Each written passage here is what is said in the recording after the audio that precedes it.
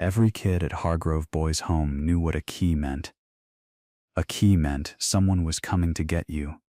A foster placement, a relative, a caseworker with a clipboard and a plan. Keys were the currency of hope in that place. Small, ordinary objects that carried the weight of everything a child wanted most. When you heard footsteps in the hallway and the jingle of metal, you sat up in your bunk and held your breath. Not because you expected it to be for you, but because you couldn't stop yourself from hoping. I had learned, by 16, to stop hoping. I was 17 years and 4 months old on the Tuesday morning that Mr. Aldous Pike, attorney at law, drove 45 minutes from the city to sit in the Hargrove reception room and ask for me by name. I was in the workshop when Mrs. Calloway came to get me. The industrial arts room where they let us sand wood and pretend it was vocational training.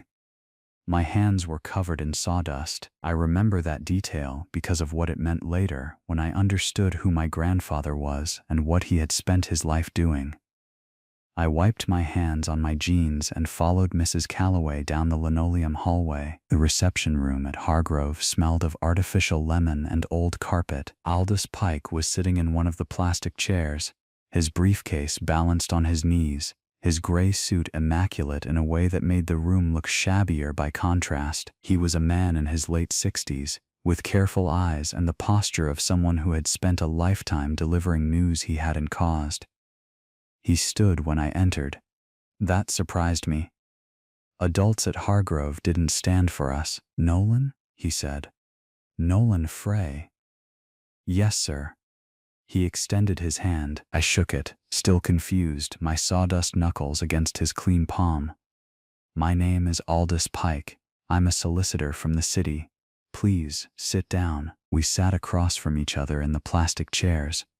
Mrs. Calloway hovered near the door, which Pike noticed immediately. "Would you mind giving us some privacy?" he asked her. Not unkindly, but with the precision of a man who knew exactly what privacy required. She left. The door clicked shut. Pike set his briefcase on the floor, reached inside, and produced a manila folder. He placed it on his knee but didn't open it yet. "I'm sorry to come without more warning," he said. "I've been trying to reach you through the appropriate channels for 3 weeks. The process for contacting minors in the care system is, as I'm sure you know, not a simple one." "What is this about?" I asked. He looked at me directly. "Your grandfather passed away 6 weeks ago. His name was Theodore Frey. Did you know him?" Theodore Frey. The name landed like a stone dropped into still water. I knew the name. I had found it once, years ago, printed on a document in my case file, listed under next of kin, declined custody. 3 words that had defined 4 years of my understanding of myself. He had known I existed. He had chosen not to take me. "I knew of him," I said carefully. Pike nodded, as if this answer was exactly what he expected. "He left a will. You are the sole beneficiary." The word beneficiary felt like something that belonged to other people. People with addresses and last names that matched their parents and grandparents and generations of people who had lived in the same houses and been buried in the same churchyards. "What did he leave?" I asked. Pike opened the folder. "A property, 12 acres in Caldwell County, approximately 90 miles north of here. There is a structure on the land, a small cabin. The county assessor lists the property as undeveloped except for the cabin and what the records describe as a secondary structure of unknown classification." He paused on those last 3 words. "There are also back taxes owed, 7 years of them. The total is significant, and there is an offer from a development company, Crestline Properties, who have been attempting to acquire land in that area for a resort corridor. They are prepared to absorb the taxes and offer you a sum above market value."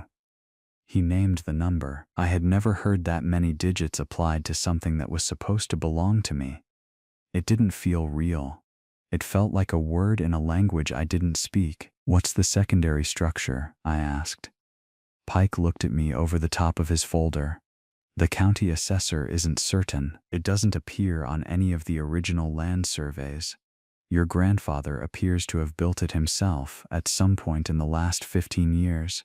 The development company's surveyor described it as a sealed, concrete structure built into the hillside behind the cabin, approximately 20 feet wide and of unknown depth. He paused again.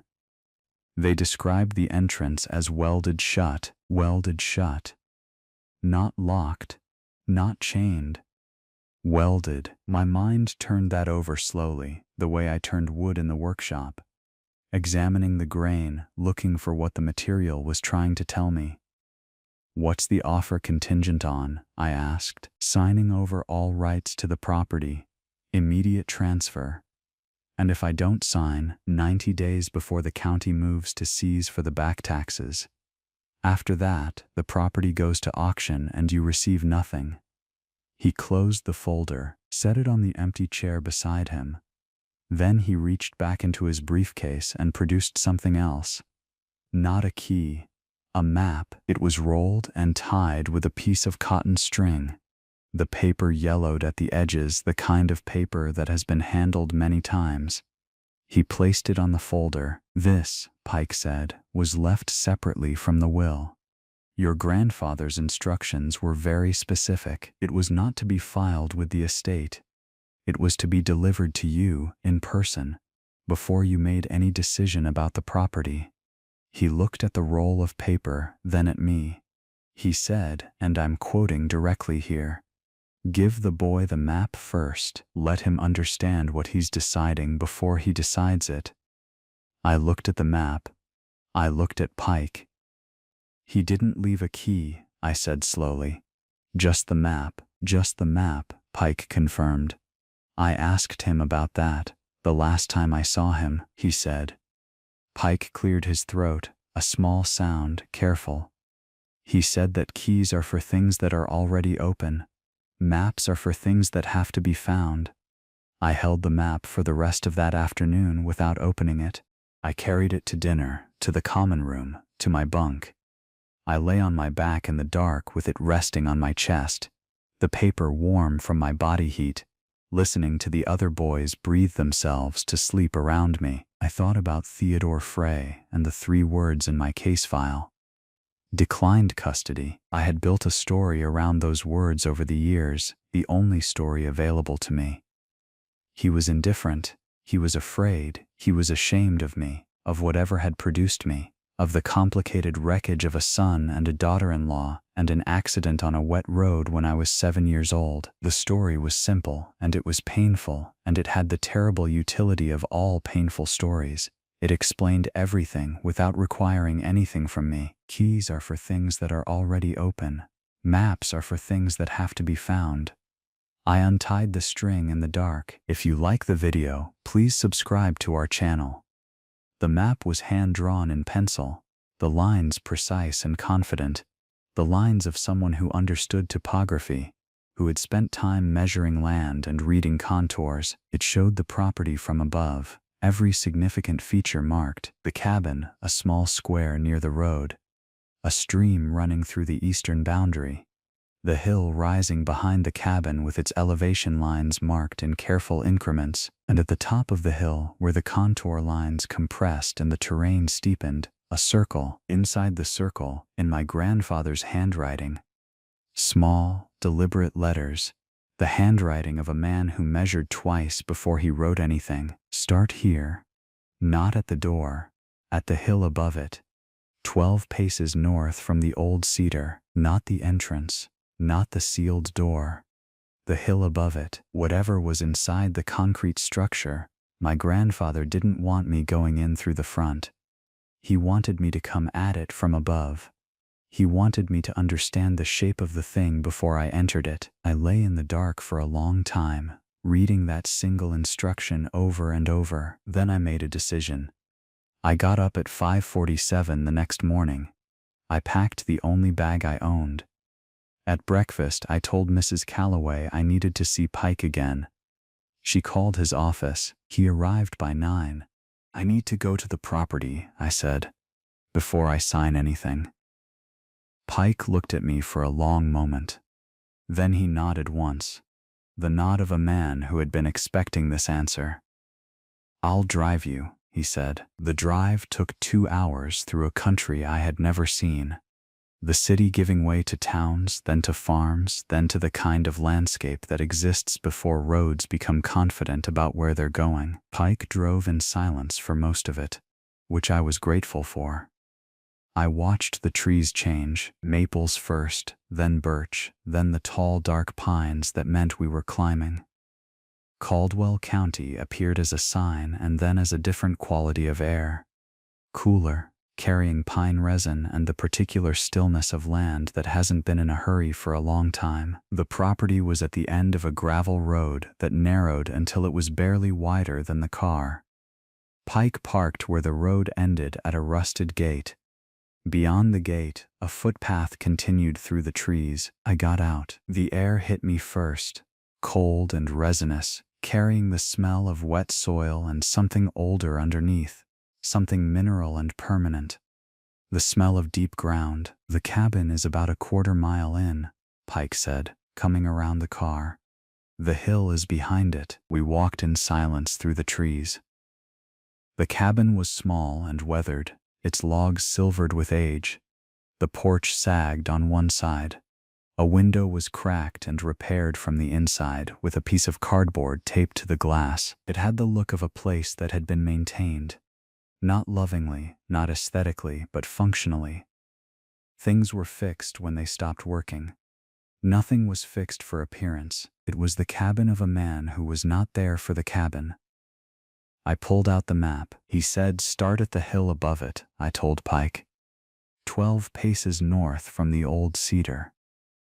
We went around the back. The hill rose steeply behind the cabin, covered in old-growth pine and cedar. The concrete structure was visible from here, its face emerging from the hillside about halfway up, 2 vertical steel panels welded into a frame, grown over with moss on the upper edges but bare and functional below. From the front it would have looked like a sealed door into the earth. From the hill above it, it looked like something else. From above, you could see the shape of it, the concrete curve of the roof just barely visible beneath the soil and moss that had grown over it. Not a bunker built into the hill, a structure that the hill had grown over. The distinction mattered, and as I stood there in the cold morning air with my grandfather's map in my hand, I understood that he had wanted me to see this first. He had built something, and then he had let the land reclaim it. Not to hide it, to keep it. The old cedar was exactly where the map indicated, a massive tree with a trunk divided into 3 columns. The bark deeply furrowed, the branches spreading wide enough to shelter a whole sky beneath them. I counted 12 paces north. The ground sloped gently here, and beneath the accumulated leaf matter and pine needles I found what I was looking for. A wooden hatch, flush with the soil, its edges fitted with strips of weather seal, hinged, not welded. This was the way that my grandfather intended, a simple iron handle, no lock. I pulled it up. A ladder descended into clean, dry darkness. Not the darkness of neglect, the darkness of intention.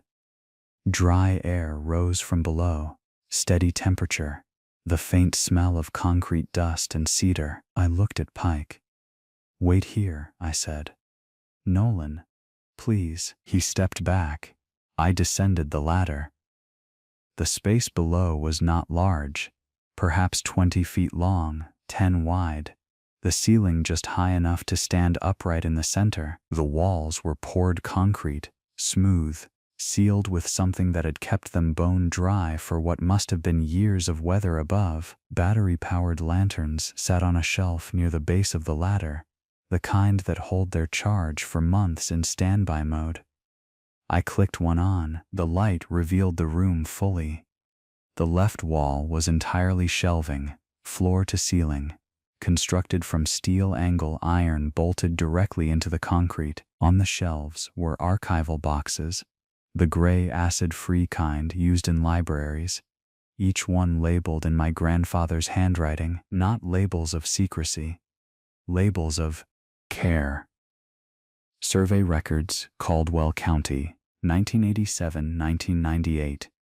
Geological assessment, Northern Ridge. Timber inventory, pre-harvest baseline. He was a surveyor. The things on these shelves were the tools of his work and the record of his land. But that wasn't what stopped me. At the far end of the room, on a workbench that ran the full width of the back wall, were two objects. A wooden box, small and plain, sealed with a simple latch, and an envelope standing upright against the wall, my name written on it in the same careful hand as the map. Nolan, just my name, nothing else. I walked to the workbench. I stood there for a moment with the lantern in my hand, looking at my name on an envelope that had waited here in the dark for me to arrive. I picked up the envelope first. The paper was heavy. The seal had been pressed firmly, not taped, pressed the old way, with something heated and applied by hand. I opened it carefully, not wanting to tear anything. Inside, 3 pages, folded twice. I unfolded them, and I read, "Nolan, you found the hatch. I knew you would." The map was a test of a kind, not of intelligence, but of patience. A boy who reads a map carefully enough to find the hatch instead of trying to break the welded door open with whatever he can find. That boy is ready to read this letter. I owe you an explanation. I owe you more than that, but an explanation is what I have. When your father died and your mother went into the hospital and didn't come back out, I was notified. I was next of kin. I was asked if I would take you. I said no. You have lived with that word for years. I know what it does to a child. I know because I said it knowing what it would do, and I said it anyway, and I have carried that knowledge every day since. I need to tell you why. 3 days before the accident that killed your father, I received a visit from 2 men. They represented a company called Crestline Properties, the same company whose offer is now on your table. They wanted my land. Not just wanted, needed it. The valley access road for their resort corridor passes directly through my 12 acres. Without it, the project cannot proceed. I had refused their offers for years. After their visit, the offer changed in nature. They were no longer negotiating. They were informing me. They told me that accidents happen, that rural properties are vulnerable to all kinds of misfortune. They mentioned your father by name. They mentioned your mother. 5 days later, your father was dead. The official ruling was a mechanical failure, a break line. I hired a private assessor. His report is in the 3rd archival box from the left on the bottom shelf. He found evidence of deliberate tampering. I sent that report to the county sheriff. The county sheriff closed the case anyway. Crestline had people in that office. I couldn't prove it then. I have spent the last 10 years proving it. When I said no to taking you, it was because I knew they were watching me. I knew they were watching everything connected to me. You were 7 years old. If they understood that you mattered to me, you became leverage. The only way to keep you safe was to make them believe you didn't. It was the worst decision of my life, and the only one I could see. What I did instead was this. I stayed on my land. I documented everything. I built this room. I kept records not just of my property but of theirs, of the permits they manipulated, the officials they paid, the assessments they falsified. It is all on these shelves. It is 10 years of evidence, methodical and complete. I am old now, and I will not live to use it myself. You will. The wooden box on this table contains 2 things. The first is a drive with copies of every document on these shelves, every record, every report, every communication I intercepted or obtained through sources I developed over a decade. It is organized for presentation. A prosecutor can use it immediately. The second is a deed. The property is yours. The back taxes, I have made arrangements. You will find a letter in the archival box labeled Financial Current that explains the account I established. The taxes are covered. If you like the video, please subscribe to our channel. You don't have to fight, I want to be clear about that. You can take the development offer. The land is worth what they're offering because of what it represents to their project. You have more leverage than they want you to know. You can negotiate above their first number, take the proceeds, and build a life somewhere else. That life would be a good life. I would not blame you for choosing it, but the people who killed your father have never faced any consequence. They have continued to operate, to acquire, to threaten. There are other families in this county who have been moved off their land by methods similar to what was done to mine. There are records of that in these boxes too. If you choose to fight, you will not be alone. There is a woman, a journalist named Carver Reed, based in Hadley. Her contact information is in the envelope inside the wooden box. She has been investigating Crestline for 3 years. She has been waiting for the kind of evidence that is on these shelves. The map I left was not a map to a door. It was a map to a choice. Whatever you decide, know that I watched over you from a distance for 10 years in the only way available to me. I was at every school event that was listed in the Hargrove public calendar, in the back where you wouldn't see me. I watched you grow into someone I am proud of. I am sorry I could not be your grandfather in the way you deserved. I hope you will let the land be what I could not. Theodore Frey. I don't know how long I stood at that workbench. Long enough for the lantern to feel heavy in my hand, long enough for the cold of the concrete room to settle into my shoulders. Long enough to read the letter twice, then a third time, the words rearranging the architecture of the last 10 years into something that didn't fit the shape of what I had believed. Declined custody. Not indifference, no shame. Protection. The brutal, silent, consuming kind that looks, from the outside, exactly like abandonment. Have you ever had a moment where a story you have told yourself for years simply stops being true, where the version of events you built your understanding of yourself on turns out to be a translation, not the original text? If you know what that feels like, that particular vertigo, I want you to tell me in the comments, because I think more people carry those mistranslated stories than anyone admits. And I think the first step towards setting them down is saying out loud, I was wrong about what I was told. I was wrong about Theodore Frey. I set the letter carefully on the workbench. I opened the wooden box. The drive was there. A small USB drive in a sealed plastic sleeve, labeled in the same handwriting, Complete Archive. Organized by category. Passwords, file enclosed, and beneath it, the deed. My name is printed in the official type of county records, Nolan Frey. The property, free and clear. The back taxes marked as satisfied by a private account Pike would later help me access. And under the deed, the contact information for Carver Reed, journalist, Hadley Courier. I held all 3 things in my hands: the drive, the deed, the name of a person who had been waiting for what I was now holding. 2 things my grandfather hadn't left: a key and a simple answer.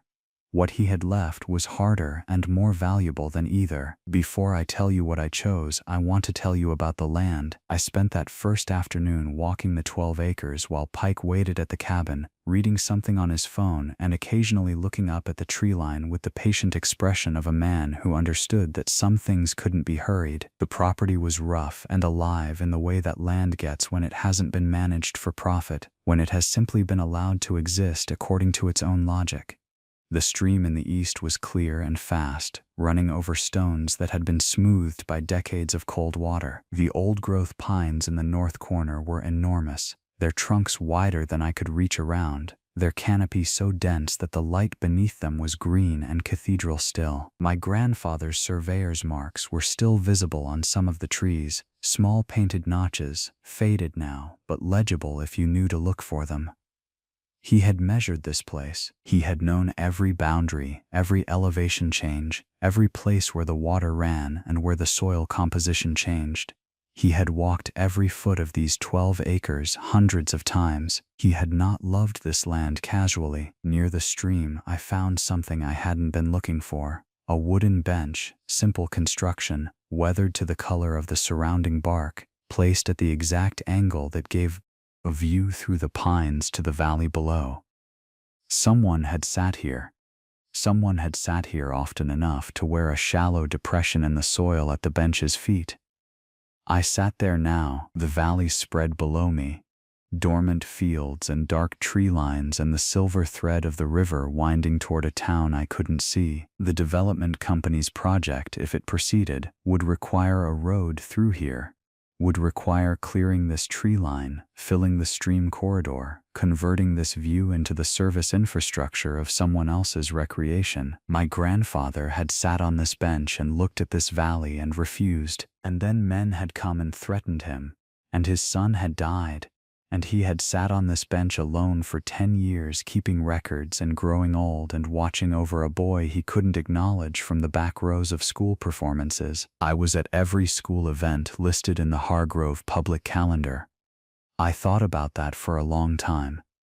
The school performances I remembered were thin things, small victories that felt hollow because there was no one in the audience for me. I would look out from the stage or the gymnasium floor at the rows of parents and siblings and feel the specific loneliness of being watched by people who were watching someone else. He had been there. I hadn't known to look for him. I wouldn't have known his face. But he had been there. I sat on his bench until the light started to go gold in the west, and then I made my decision. Not with drama, not with a moment of cinematic clarity, with the slow, quiet settling of a thing that has been true for a while finally arriving at the surface. I wasn't going to sell. Pike drove me back to Hargrove that evening in the dark. He didn't press me for an answer.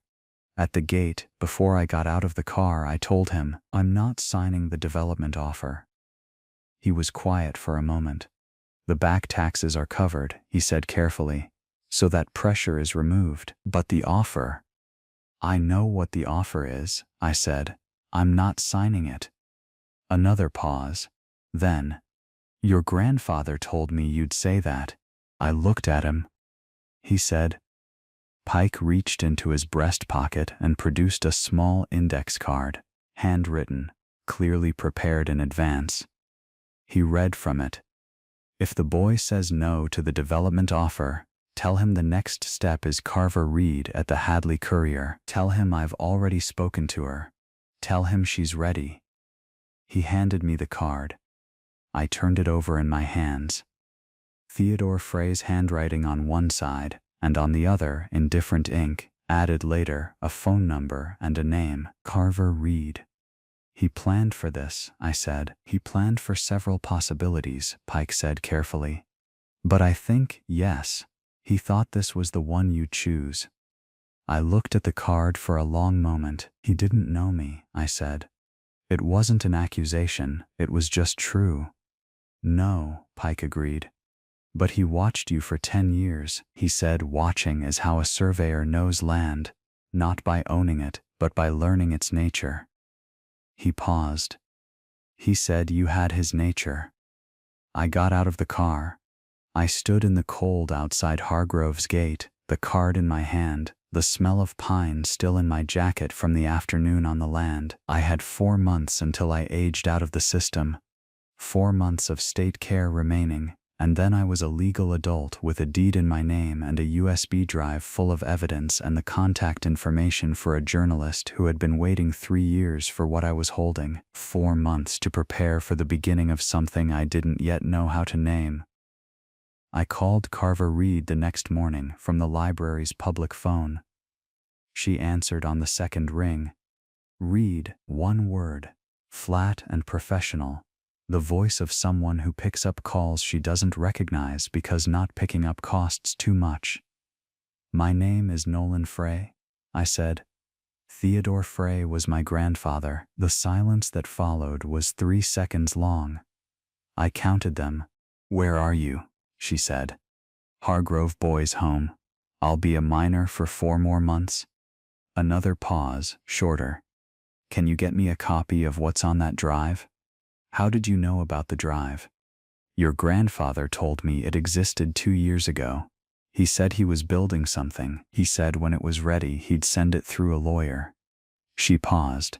"He said the lawyer would come with a map, not a key." That phrase again. The same phrase Pike had used, reading from my grandfather's instructions. "He used that phrase a lot," I said.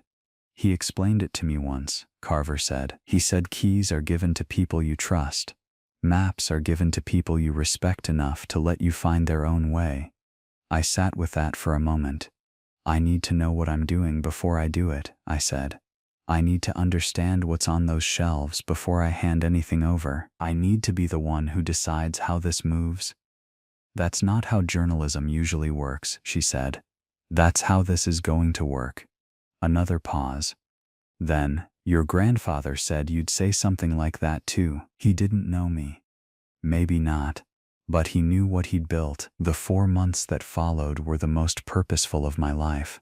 I made 3 more trips to the property with Pike, once to photograph every document on the shelves, once to meet Carver Reed in person at the cabin, once to spend a full day simply learning the land in the way my grandfather had, on foot, with the map, understanding what 12 acres knows when you're paying attention.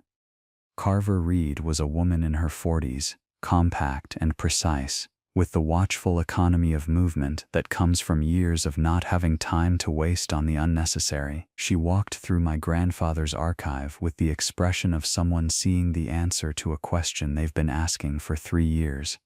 He was meticulous, she said, standing in front of the shelves. He was a surveyor, I said. He measured things for a living. The tampering report on your father's brake line. She lifted a box carefully from the shelf. This is the private assessor's report? Yes. She opened it, read the first page standing in the lantern light, set it down with a particular care that told me what she thought of it without her saying a word. This is enough, she said. This isn't everything we'd want in a perfect world, but this is enough to begin. Begin what? She looked at me. To make them afraid. If you like the video, please subscribe to our channel. We worked out an arrangement. One that kept me in control of what was released and when, that protected my grandfather's name and my family's story from being flattened into a single news cycle, that built towards something lasting rather than something loud. She had the platform. I had the evidence. My grandfather had built the plan. We followed the plan. I aged out of Hargrove on a Thursday in March. Mrs. Calloway shook my hand. The director gave me a folder of paperwork and a bus pass. I walked out the door with my bag over my shoulder and the deed to 12 acres folded in my jacket pocket. Pike was waiting in the parking lot. He drove me north. The cabin took 6 weeks to make it habitable. The roof required partial replacement, a task I did not know how to do until a man named Gerald Hatch, who ran a building supply in the nearest town, came out on a Saturday with 2 of his crew and showed me. He knew my grandfather. Not well, but enough. Quiet man, Gerald said, standing on the peak of the cabin roof in the April sun. Came in for materials every few months.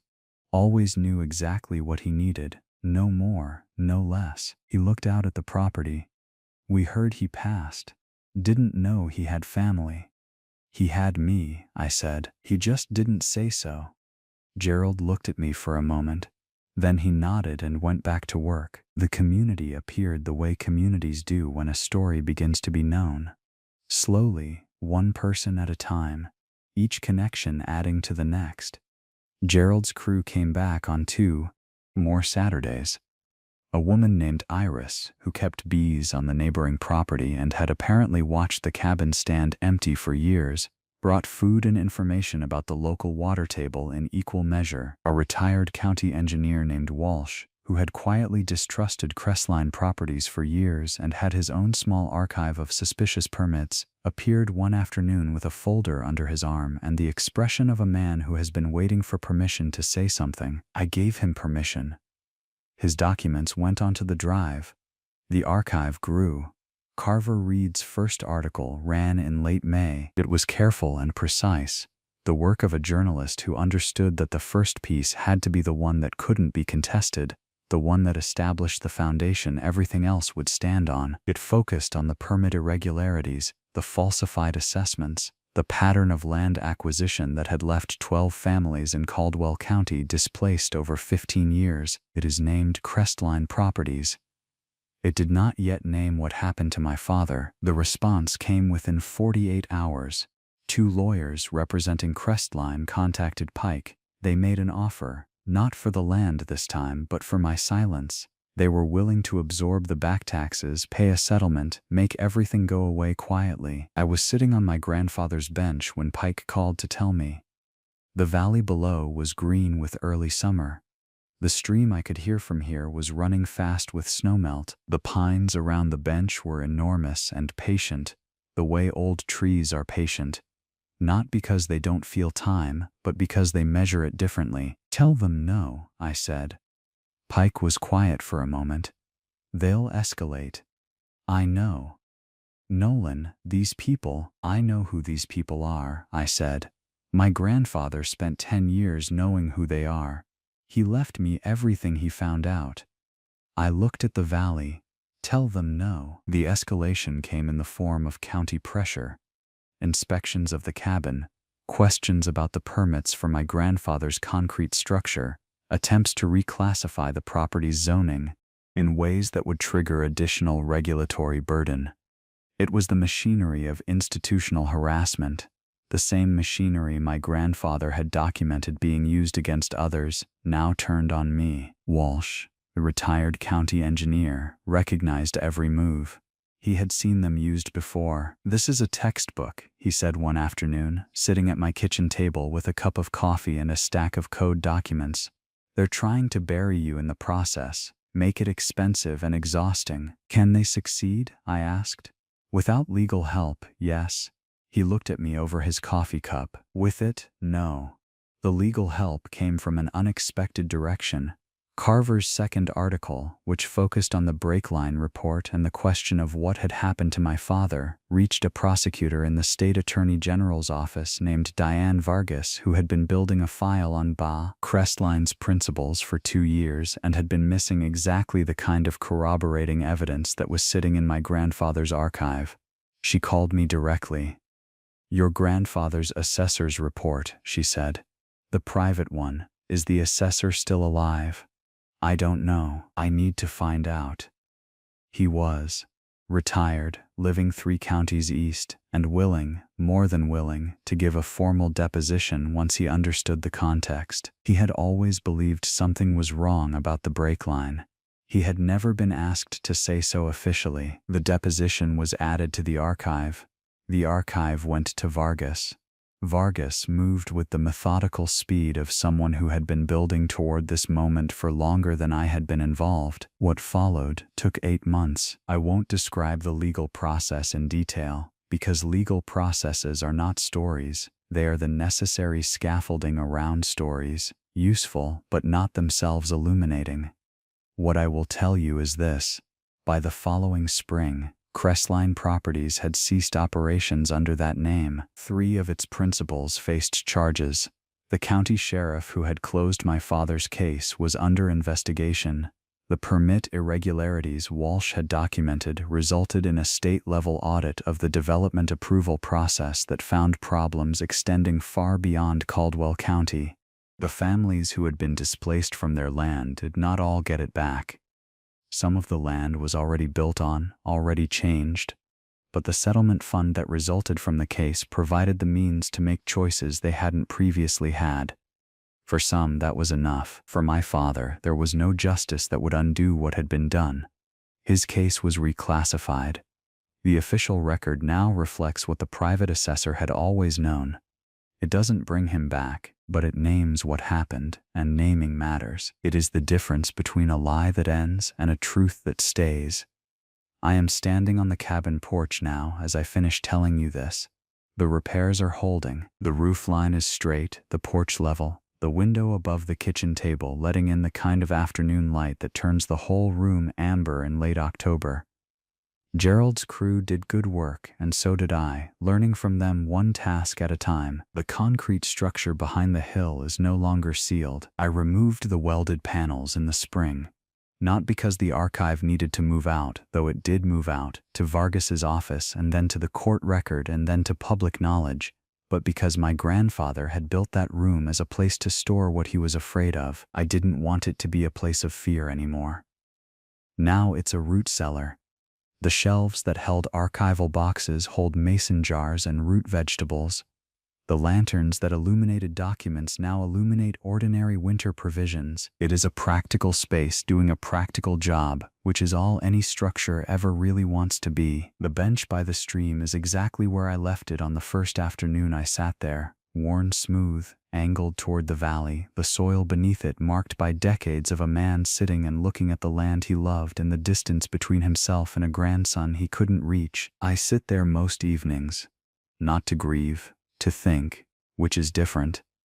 I think about what it means to inherit something. Most people, when they hear that word, think of money or property, objects transferred from one person to another. But the real inheritance is almost never the object. It's the understanding of why the object matters.